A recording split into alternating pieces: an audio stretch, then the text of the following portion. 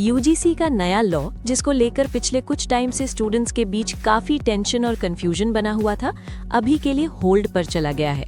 बहुत सारे स्टूडेंट्स के मन में सवाल है कि अचानक ये लॉ क्यों रुक गया, किस प्रोसेस के थ्रू रोका गया और अब आगे क्या होने वाला है। इस वीडियो में हम बिना किसी अफवाह के सिर्फ लॉजिकल और फैक्चुअल तरीके से अब सवाल आता है कि ये लॉ होल्ड पर क्यों गया। जब किसी लॉ के अगेंस्ट स्टूडेंट्स, टीचर्स, यूनिवर्सिटीज और एजुकेशन एक्सपर्ट्स की तरफ से ज्यादा ऑब्जेक्शंस आते हैं तो गवर्नमेंट उस लॉ को तुरंत इम्प्लीमेंट नहीं करती। यूजीसी न्यू लॉ के केस में भी ऐसा ही हुआ। कई यूनिवर्सिटीज ने कहा कि इस लॉ से उनकी एकेडमिक फ्रीडम अफेक्ट हो सकती है। टीचर्स ने कहा कि जॉब सिक्योरिटी और स्टैंडर्ड्स पर इम्पैक्ट पड़ेगा, और स्टूडेंट्स को डर था कि डिग्री की वैल्यू कम हो सकती है। इतने ज्यादा कंसर्न्स आने के बाद इस लॉ को रिव्यू के लिए रोक दिया गया। अब समझना जरूरी है कि लॉ रुका कैसे। ये कोई एक दिन का डिसीजन नहीं होता। पहले ड्राफ्ट आता है, फिर स्टेक होल्डर्स से फीडबैक लिया जाता है, उसके बाद पार्लियामेंट्री कमिटीज या एजुकेशन पैनल्स रिव्यू करते हैं। जब रिव्यू में ये लगता है कि लॉ को और मॉडिफाई करने की जरूरत है, तब उसे होल्ड पर डाल दिया जाता है। होल्ड का मतलब ये बिल्कुल भी नहीं होता कि लॉ कैंसिल हो गया, बल्कि इसका मतलब होता है कि अभी फाइनल डिसीजन पेंडिंग है। बहुत सारे लोग सोशल मीडिया पर ये बोल रहे हैं कि यूजीसी लॉ कैंसिल हो गया, लेकिन ये बात बिल्कुल गलत है। ऑफिशियल लेवल पर सिर्फ इतना कहा गया है कि लॉ अभी इम्प्लीमेंटेशन स्टेज में नहीं है।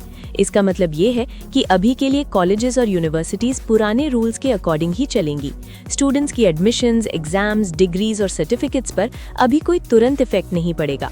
जो स्टूडेंट्स ऑलरेडी पढ़ रहे हैं, उन्हें पैनिक करने की कोई जरूरत नहीं है।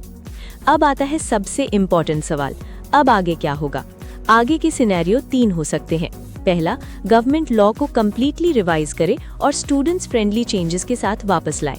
दूसरा, लॉ को थोड़े मॉडिफिकेशंस के बाद फेज वाइज इम्प्लीमेंट किया जाए। और तीसरा, अगर ऑपोजिशन और ऑब्जेक्शन ज्यादा स्ट्रांग रहे तो लॉ को और लंबे टाइम के लिए पेंडिंग रखा जा सकता है।